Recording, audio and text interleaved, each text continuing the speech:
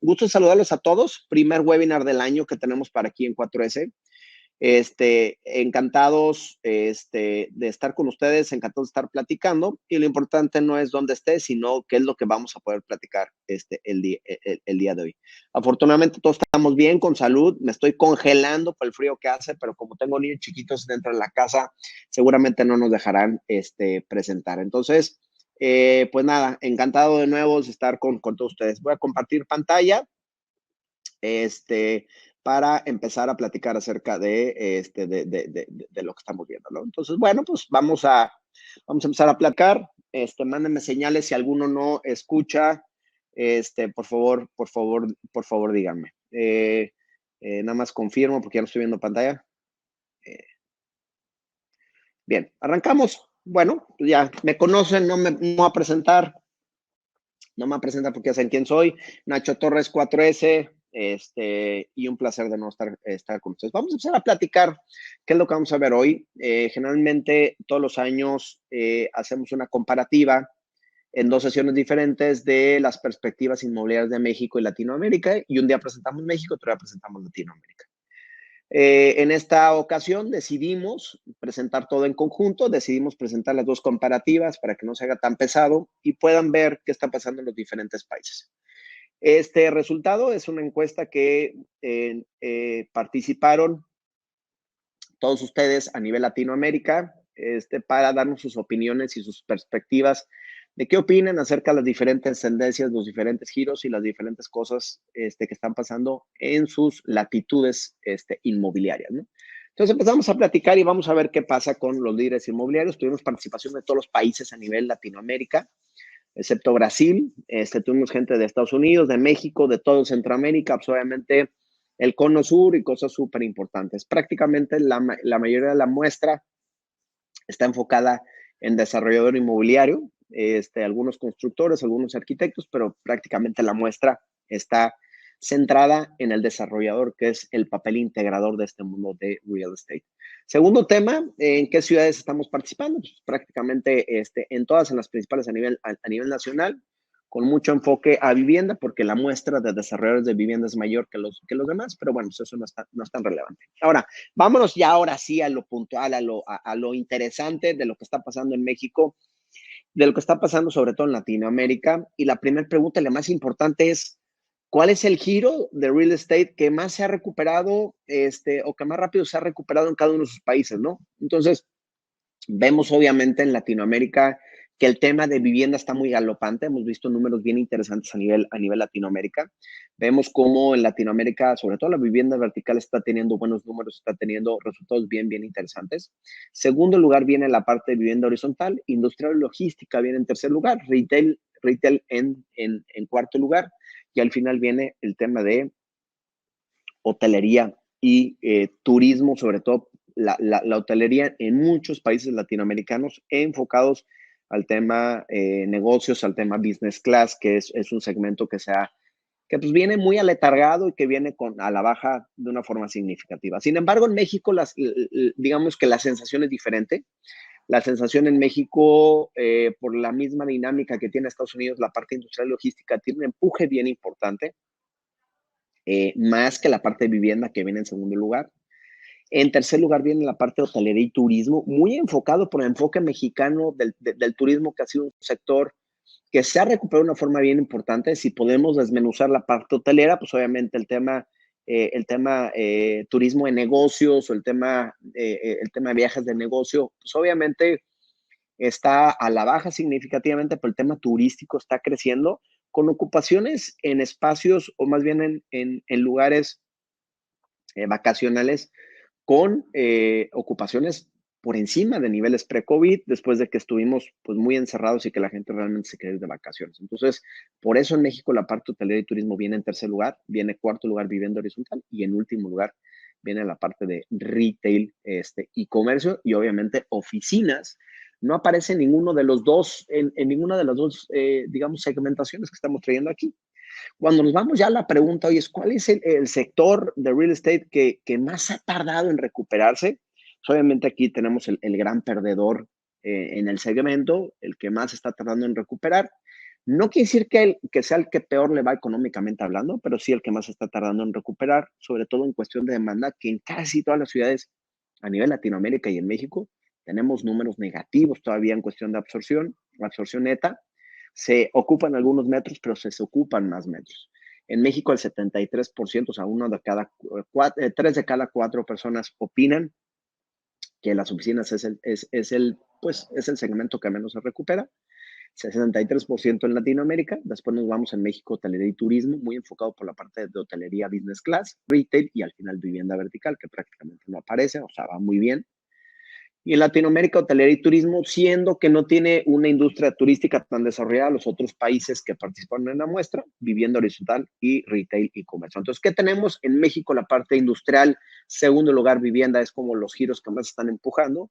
En Latinoamérica, la parte de vivienda creo que está teniendo un buen empuje. Y en tercer lugar viene la parte industrial, no tan fuerte como en México, por la misma cercanía en Estados Unidos. Y el gran perdedor de esta época post-COVID o post-pandemia, que no sé si es post porque todavía no se ha acabado, definitivamente es la parte de oficinas y en segundo lugar la parte de hotelería enfocada al tema de negocio, ¿no? Ahora, ¿cuál crees tú, y aquí preguntando a nuestros amigos y todos ustedes, cuál creen ustedes que sea el giro que más importante durante el 2022? Creo que la parte de vivienda viene con una recuperación importante en todos los países. Vivienda vertical en México con un 38%, vivienda vertical en Latinoamérica con un 62%. Después viene la parte de vivienda horizontal y todos los demás giros siguen como todavía muy dormidos en comparación con los demás que es vivienda, en donde la vivienda está avanzando de una forma importante en todas las latitudes de Latinoamérica. ¿Qué pasa con México? México sigue teniendo una percepción de que el giro industrial todavía tiene mucho gap, tiene mucho empuje, tiene cosas muy importantes para hacer. Entonces creo que es importante recalcarlo y mencionarlo. Ahora, preguntándole a la gente, porque obviamente el mundo inmobiliario tiene como una interacción importante con el sector público, porque pues al final el gobierno sí tiene mucha interacción con nuestro mundo inmobiliario, no que dependamos de él, pero regulaciones y todos los temas que hacen afectan directamente porque estamos entrelazados con otros giros. Aquí la pregunta es, ¿cuál de los siguientes objetivos tiene mayor importancia para establecer un mercado saludable en el país? Fíjense, ponemos México 2022-2021 y Latinoamérica 2022 y 2021. Para Latinoamérica lo más importante es el desarrollo de nuevos productos hipotecarios para de cierta forma generar inclusión financiera. Creo que la falta de opciones financieras para el mundo de real estate en Latinoamérica pues sigue marcando la pauta en los países y creo que ahí cada uno de los países tiene como un reto bien importante, cada uno diferente. Hay algunos países que tienen algunos planes bastante buenos como Colombia, que creo que es de los que mejores está desarrollando cosas, y algunos programas con países como Panamá. Los demás sí lo vemos un poquito más aletargados en ese sentido. Y si los gobiernos tratan de desarrollar productos en conjunto con la iniciativa privada, de desarrollar productos que generen inclusión, creo que va a ser bastante bueno y bastante positivo. Los porcentajes siguen prácticamente igual.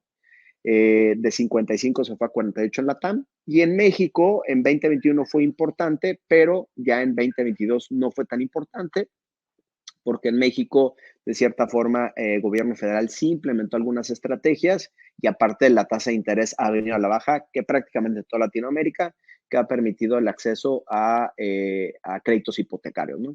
Entonces, ¿qué es lo que pasa hoy en día? En México creo que la percepción es diferente de que el mercado está saludable. Sin embargo, creo que las mismas regulaciones que tenemos hoy en día nos hacen que no avancemos de una forma adecuada, que básicamente es la creación de nuevas regulaciones que promuevan el desarrollo de vivienda y densificar y reactivar centros urbanos, que 4S ha escrito y ha publicado muchos elementos en ese sentido y hemos hablado de muchos temas en todas nuestras conferencias de la necesidad de cambiar las regulaciones para generar inclusión de productos inmobiliarios. Entonces, en México se percibe que la parte financiera ya no es tan importante, más bien se necesita trabajar con los gobiernos para crear nuevas regulaciones para, de cierta forma, reactivar el sector de vivienda. Y en Latinoamérica se identifica la falta y la necesidad de la inclusión financiera en todos los segmentos de la población, pública y privada. Tomando en cuenta el entorno actual, ¿con qué postura se identifica mejor?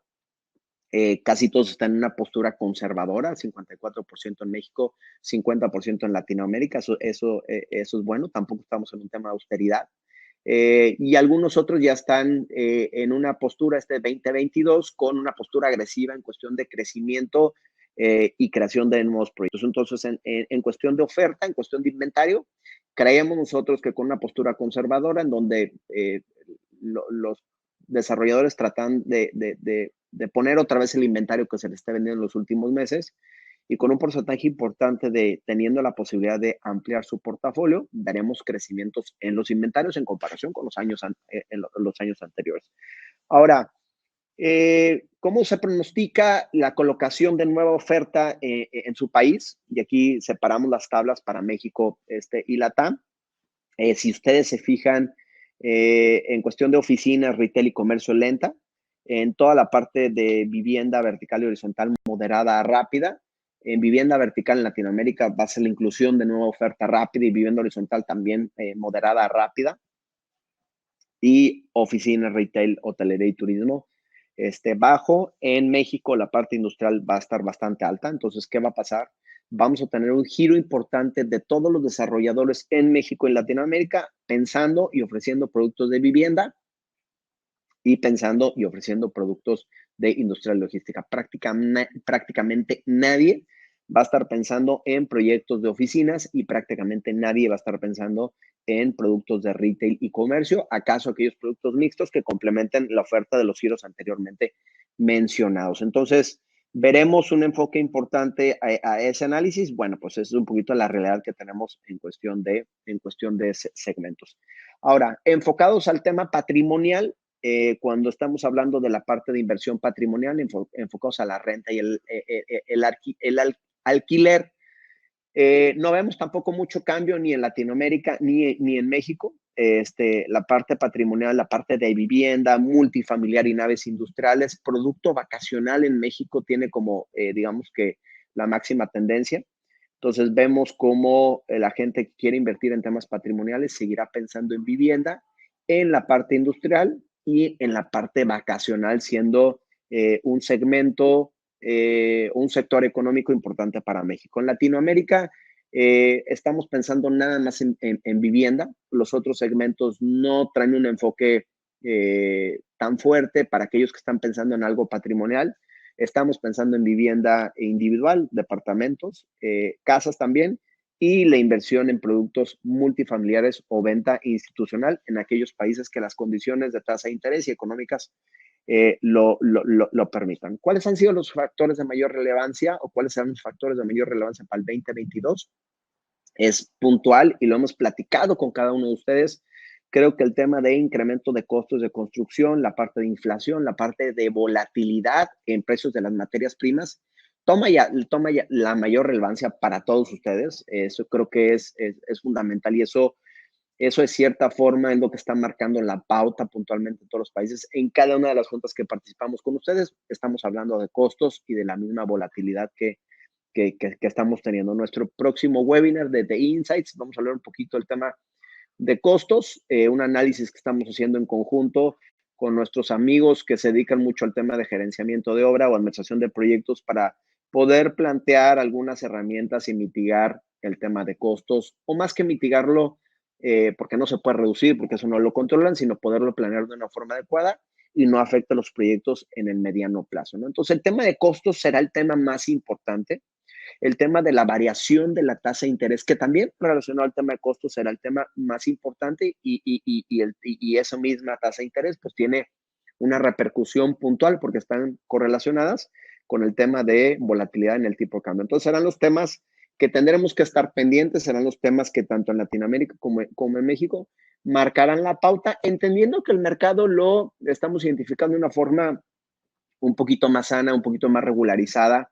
La realidad de las cosas es que este 2022, en base a lo que ustedes están mismos respondiendo y que el mercado percibe, no se percibe una baja en giros inmobiliarios como es vivienda, como es industrial, como puede ser la parte turística en México, sí una baja en oficinas, sí una baja en retail, pero hoy en día creo que el reto inmobiliario para todos ustedes no está enfocado en el mercado, sino en la misma parte de desarrollo que tiene que ver es poder alinear un producto al mercado y poder alinear un producto que también salga en costo con las variaciones que estamos teniendo, que han sido brutales en cuestión de materias primas y pues el mismo tipo cambio. En todos los países la tasa de interés bajó. Obviamente hay países de excepción como Venezuela y en este caso también tengo que poner ahí Argentina, pero en casi todos los países la tasa de interés va a la baja, aunque ya se está pensando otra vez en un repunte en la tasa de interés provocado por los movimientos que va a tener la Fed en Estados Unidos. Ahora,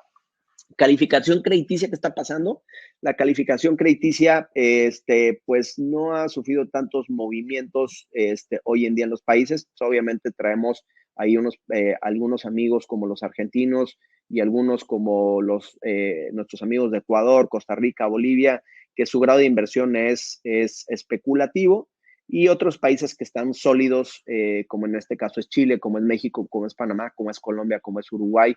Y Perú, si no hace las cosas, si sigue haciendo las cosas medianamente bien, ha sido un país turbulento en los últimos meses por el mismo cambio de enfoque de gobierno, un poquito más pegado a la izquierda, que los mercados financieros siempre les espanta más, sin tener alguna opinión al respecto en ese sentido. ¿Qué es lo que va a pasar o cuáles son las principales tres tendencias que estamos viendo? Las principales tres tendencias que estamos viendo que transformarán en los próximos 5 años el tema real estate nos vamos primero para Latinoamérica. Fíjense, para Latinoamérica, lo más importante en el 2022, siendo antes el año pasado la reconversión de productos de vivienda, oficinas, comercio y replanteamiento de tipologías, porque mucha gente lo tuvo que hacer, y a su vez también redensificación de centros urbanos y a su vez también la parte de nuevos esquemas de financiamiento.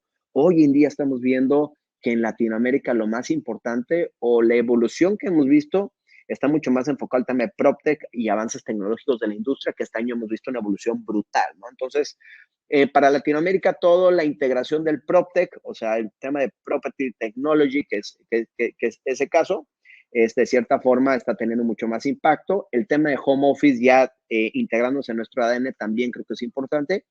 Y sigue siendo importante la parte de cambios demográficos y nuevas tendencias, que de cierta forma también viene reflejado con el tema de PropTech. En México, el año pasado veíamos que la redensificación de centros urbanos y la reconversión de productos también era importante, algo muy parecido a lo que veíamos en Latinoamérica.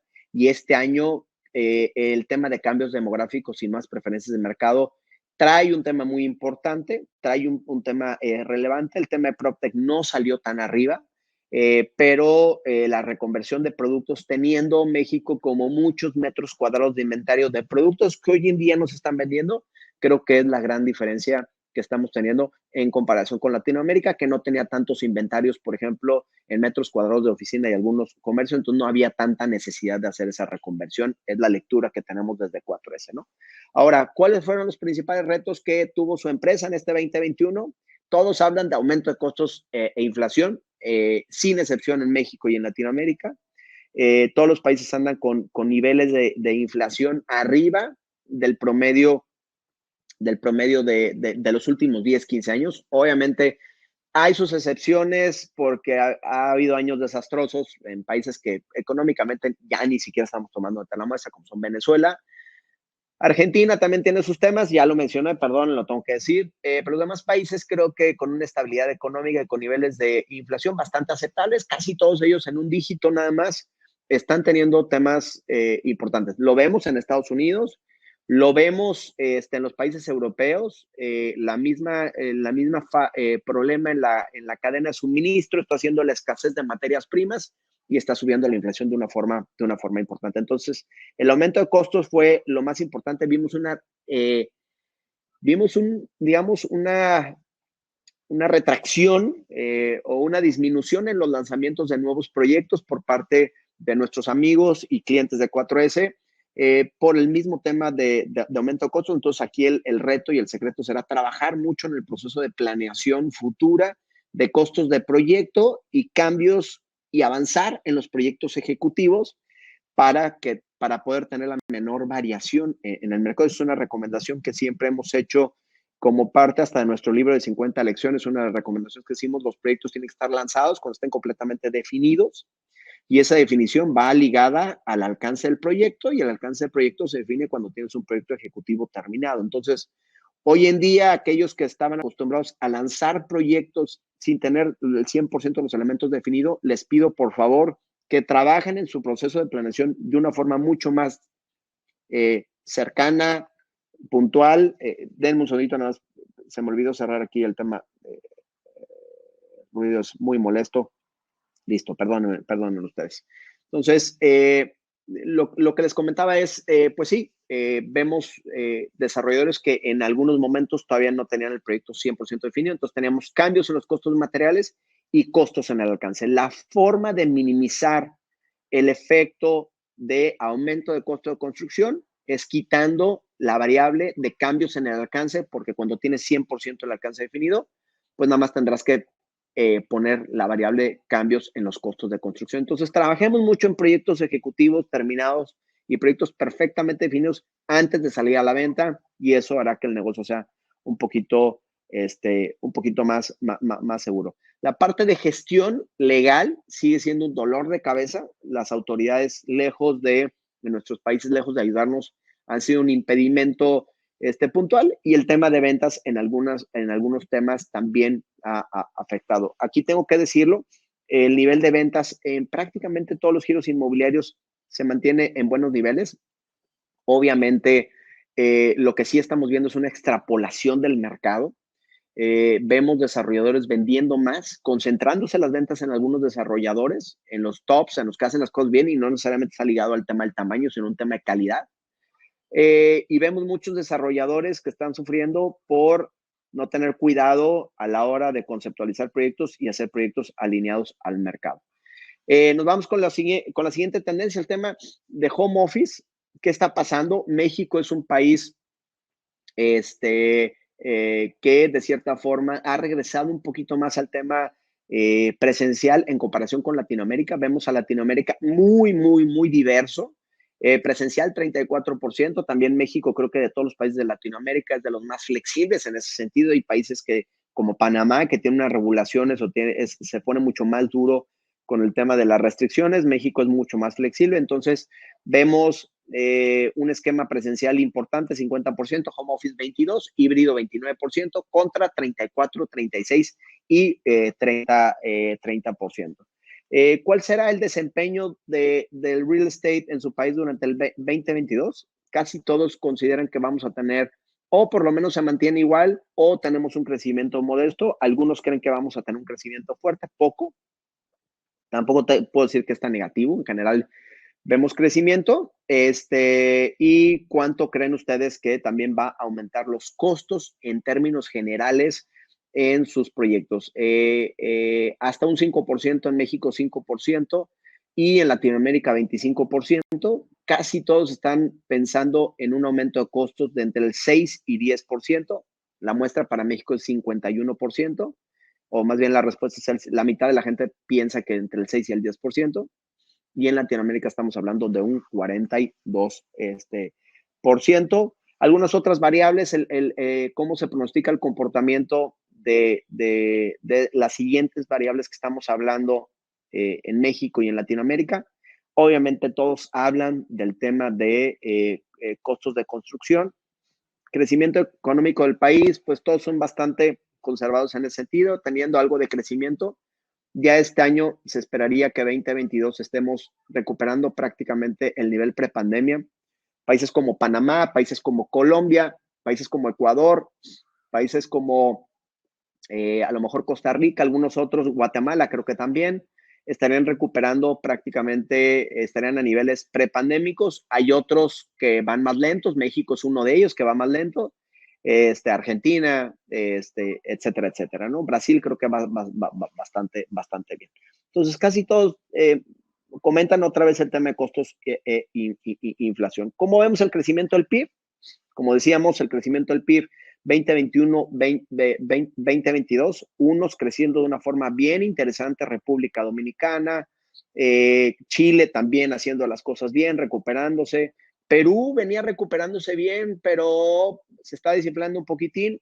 Colombia está sólido, Panamá está sólido, y todo viene acompañado con el tema de inflación. Obviamente, aquellos países con menos crecimiento económico, pues tiene una correlación de unas políticas públicas económicas no tan buenas, entonces tenemos poco crecimiento, alta inflación, dan la correlación directa que estamos teniendo con aquellos países que menos crecen y que a su vez tienen más inflación. Entonces, bueno, será un poco más complicado para ellos. Vamos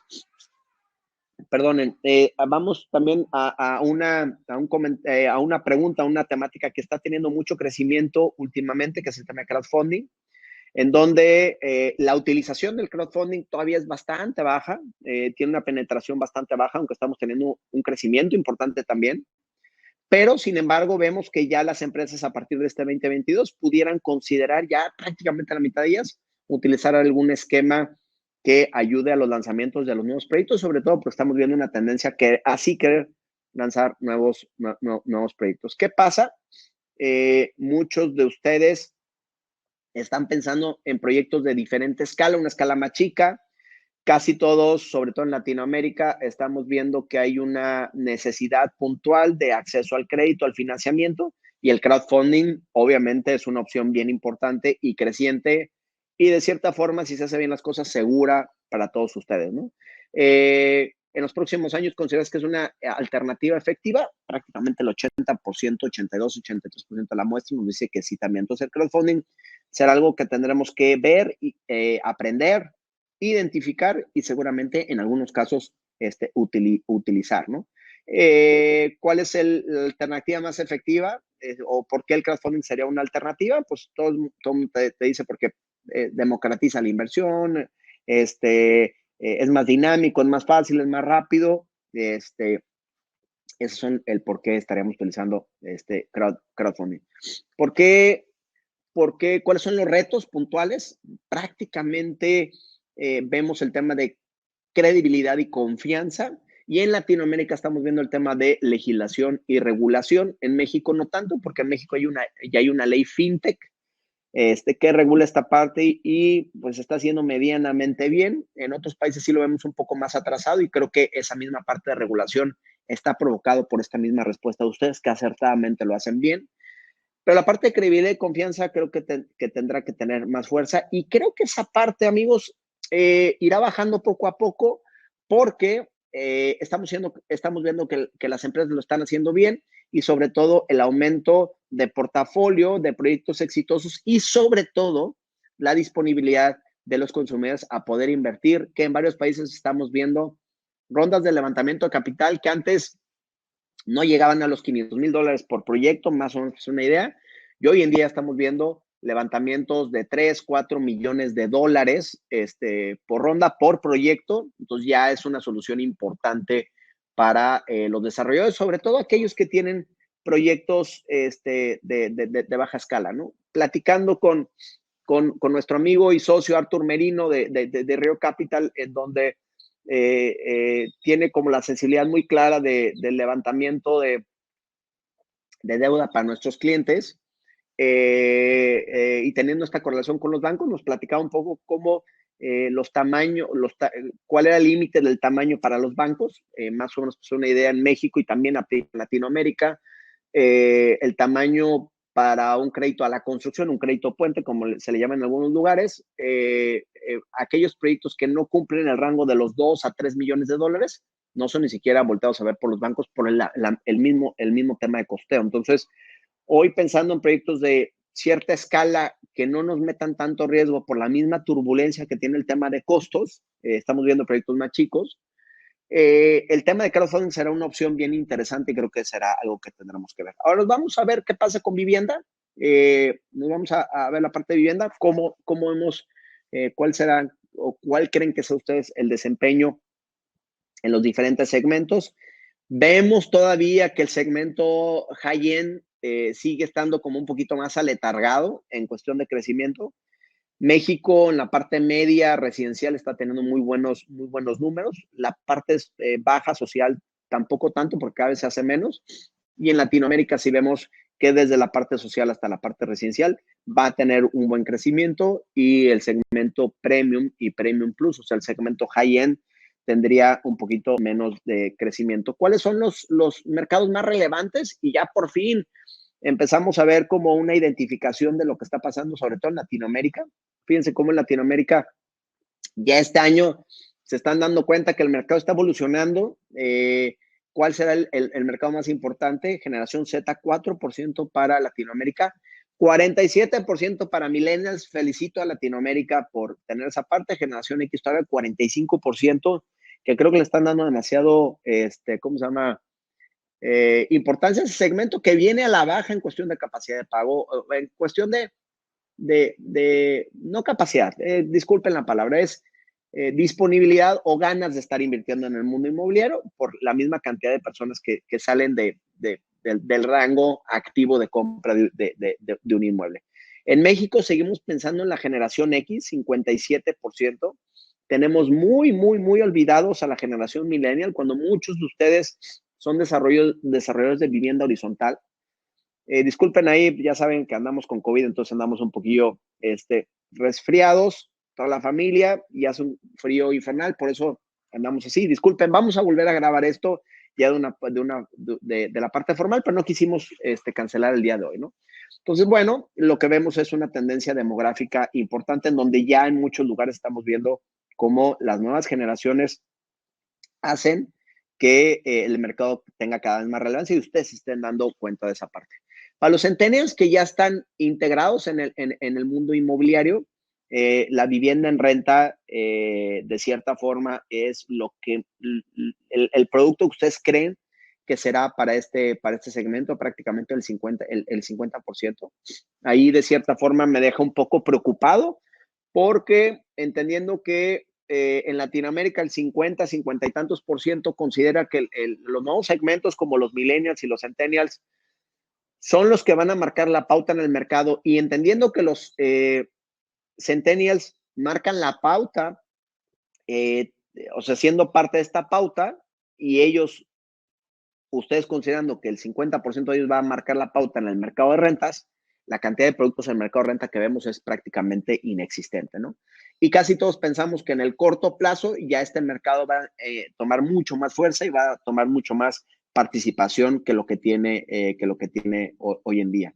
Nada más que ustedes se una idea, ¿cuál es la participación de la población económicamente activa por países? México, Panamá, Colombia, nos vamos Paraguay, Uruguay, etcétera, etcétera. Todos los mexicanos nos parecemos bastante. Somos, digamos que tenemos una composición prácticamente similar de 30, 38, 28% en algunos segmentos, en donde los baby boomers están prácticamente saliendo del mercado o de la curva de demanda inmobiliaria. Generación X tiene participación, pero fíjense cómo prácticamente el 50% de la demanda está en generación millennial y generación centennial, y conforme vayamos avanzando los años, eso va a crecer y va a crecer cada vez más. Entonces, bueno, los centennials también en los diferentes países, cada uno de ellos, fíjense cómo el 50% tiene de 15 a 24, que a lo mejor ya no sería gente que tomaría decisiones, pero bueno, arriba de los 18 años ya puede tener una demanda inmobiliaria y es prácticamente el 50% del mercado. Súper interesante esta parte, ¿no? Ahora, ¿qué porcentaje de ventas tuvo su empresa el año pasado? Todavía vemos que no se están cumpliendo las metas estipuladas, pero vamos avanzando y creciendo de una forma importante. Prácticamente todos los desarrolladores van arriba conforme 2020. Muchos de ustedes dirán, oye, Nacho, pero tú estás diciendo que el mercado va arriba en cuestión de ventas en comparación con los otros años. Aquí veo que pues no se han cumplido las metas. Acuérdense que en números totales hemos vendido más unidades, pero concentradas en más desarrolladores. Eso hace que la muestra de desarrolladores, muchos de ellos no cumplan su meta de venta por la misma concentración que estamos haciendo, ¿no? Temas de qué estrategias resultaron exitosas para mitigar el tema negativo de la pandemia. Prácticamente estamos hablando de temas digitales, la digitalización del proceso comercial ha sido bien importante y sigue tomando cada vez más fuerza, por eso el tema PropTech también toma mucha relevancia. Y el segundo tema, la parte de flexibilidad de financiamiento, o sea, nos estamos volviendo bastante flexibles y eso es importante junto con el tercer lugar de estoy dando más meses de financiamiento en la etapa de preventa para la parte de vivienda. ¿Qué cambios implementaron los productos enfocados de vivienda en este 2021? Todos hablan de un tema bien relevante que antes no se tenía, que obviamente no pensábamos porque no estábamos ahí, como la introducción de espacios para home office y homeschool dentro del hogar. O sea, esos espacios son bien, bien importantes. Y el tema de implementación o agregar oferta de nuevas amenidades o espacios de esparcimiento para poder mitigar esa parte. El wellness también está creciendo, pero creo que la parte de esparcimiento y sobre todo espacios que integren temas de home office, home school, es lo más importante en esta tendencia 2021. ¿Qué pasa con retail y comercio? ¿Cuál es el formato que más se ha tardado en recuperar en este 2021? Todos hablamos sin duda del formato Fashion Mall, que de cierta forma tiene una mayor canibalización con el e-commerce. Entonces, en ese sentido, vemos cómo los fashion malls están sufriendo bastante. El comercio de barrio sufre un poco menos, que es el tema de los formatos street malls. De hecho, Mayela, nuestra directora de investigación, nos lo platicó en el Insight de Retail que lanzamos a inicios de año el año pasado, en donde después del 2020 vimos cómo toda la parte de tiendas departamentales, estos grandes formatos, perdieron terreno con el e-commerce y el comercio de barrio, o sea, aquello que tiene un delivery de menos de 24 horas, no había sido tan afectado por el tema de la pandemia. Entonces, en retail, vemos que todavía las afluencias están abajo, en términos generales, abajo, muchos, casi todos hablan del 50% de la afluencia que tenían en niveles prepandemia y los fashion malls siguen estando muy, muy afectados por la misma afluencia que tenemos en los espacios, en los espacios físicos. ¿Cuáles son los segmentos que se están recuperando más rápidamente? La parte gastronómica está recuperándose de una forma importante. ¿Por qué? Porque la gastronómica, si bien tiene todo el tema de food delivery, pero la experiencia, el tema restaurante y el tema de la convivencia social, creo que es un tema que no podemos eliminar. Tiene una función bien importante dentro de los latinos. Y bueno, pues es un segmento que se está recuperando y que la experiencia de ir a comer en un lugar con el tema de e-commerce no se puede suplantar. Sí, algunos otros temas. Segundo lugar, la parte médica es importante para todos y bueno, pues, de cierta forma eso habla de lo que estamos viviendo hoy en día. Durante 2021, ¿cuáles serían los giros comerciales que han perdido o disminuido sus metros cuadrados dentro de sus espacios comerciales? Es evidente que la parte de entretenimiento está sufriendo por las mismas restricciones que estamos viendo hoy en día. Segundo lugar, el tema de fast fashion, sobre todo en Latinoamérica, y el tema de tiendas departamentales, que creo que ahí es donde el e-commerce está pegando mucho más fuerte. Considerando que al día de hoy se han recuperado los metros cuadrados de ocupación perdidos o disminuidos, ¿cuáles serían los siguientes formatos comerciales? Fíjense cómo otra vez el tema de los fashion mall otra vez toma la delantera como el formato que pues de cierta forma más está perdiendo metros cuadrados contra los otros que tienen menos pérdida, ¿no? El tema de los precios, ¿cómo se ha comportado durante 2021? ¿Crees que los precios han tenido alguna variación? En este caso, en México el 47% dice que disminuyó, el 41% se mantuvo, 12% aumentó. En la TAM no se ha recuperado, sigue exactamente igual, o sea, todos dicen que disminuyó o que se mantuvo. Y bueno, pues va un poquito relacionado a las respuestas anteriores en ese sentido, ¿no? En donde vemos cómo la afluencia en la TAM, en Fashion Malls, ha sido un poquito más restrictiva o va menos la gente. En México somos más flexibles. Ahora, ¿qué estrategias han implementado para mantener a los locatarios?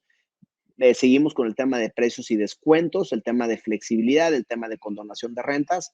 Lo mismo pasa en Latinoamérica, esquemas flexibles, todo va por una flexibilidad en el tema de ser flexibles con los pagos y las rentas para que los inquilinos no se vayan, entendiendo que esa es la forma más rápida de poder contener a la gente o a los locatarios que tenemos hoy en día. ¿Cuáles son las tendencias que veremos en 2022 para México? Comercio en centros de usos mixtos y comunidades planeadas, creo que eso tendrá cierta importancia.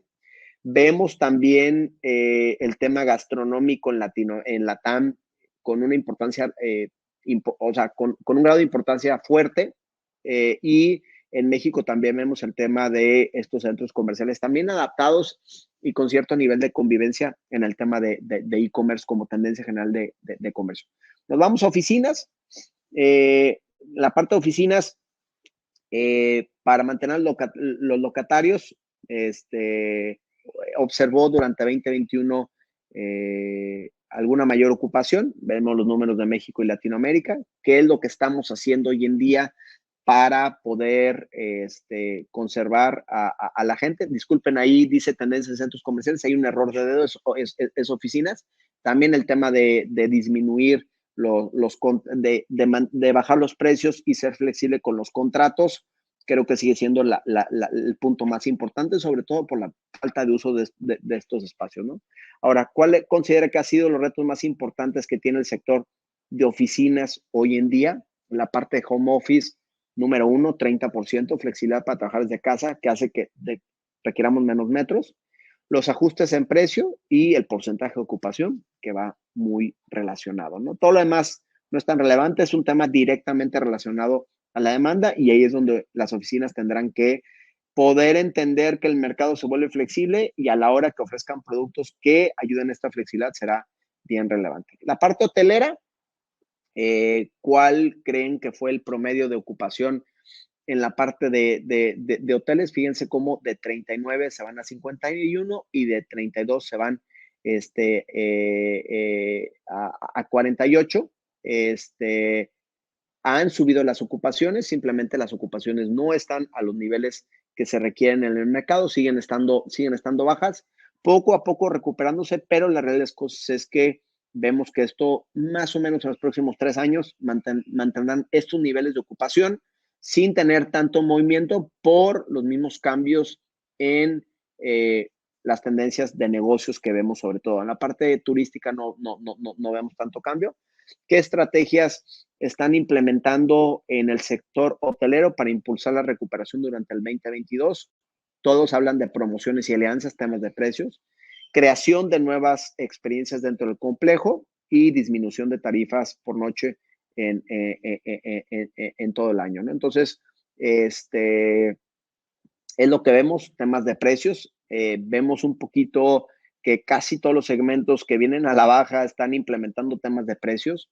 Nosotros creemos que no es el camino adecuado el tema de precios o es un camino temporal nada más. Creo que se debe de pensar una reconversión puntual de los segmentos, pero ahorita concluiremos esa parte.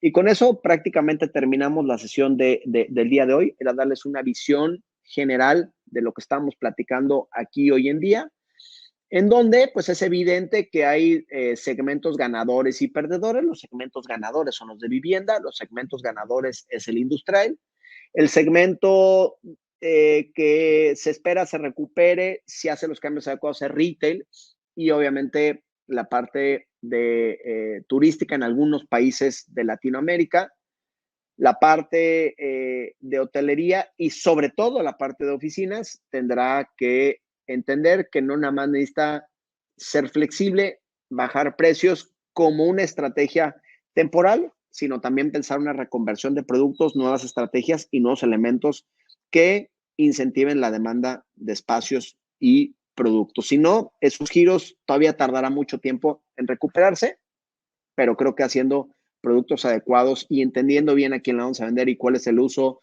y cuál es el producto que tenemos que conceptualizar, pudiéramos estar hablando de temas completamente diferentes o más benéficos o con alguna posibilidad de agregar metros cuadrados.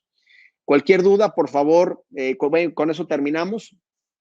Cualquier duda, cualquier comentario, por favor, saben que mi canal de comunicación siempre está abierto en mi correo, ignacio.torres@4S Real Estate, y mi celular directo también con código de país 52 811 290 3209. Recuerden que la presentación y este estudio, con el pequeño rosito que vimos ahí de centros comerciales, cambiamos la palabra oficinas, lo subiremos el día de hoy a nuestras redes y a nuestra página de internet para que lo puedan descargar, para que lo puedan compartir con sus equipos, y si tienen dudas, con toda confianza, acérquense a nosotros. Les deseamos lo mejor este 2022. Esperemos que estén bien de salud ustedes y sus familias. Esperamos verlos próximamente en cada una de sus latitudes. Y bueno, lo mejor para este año que va empezando. Les mando un abrazo, les mando un fuerte, fuerte abrazo y esperamos vernos pronto. Y muchas gracias de nuevo. Una disculpa por el set, una disculpa por acá andar un poco medio agripado, pero bueno, es parte de esta pandemia que no nos deja en paz. Les mando un saludo, buen fin de semana a todos y que estén muy bien.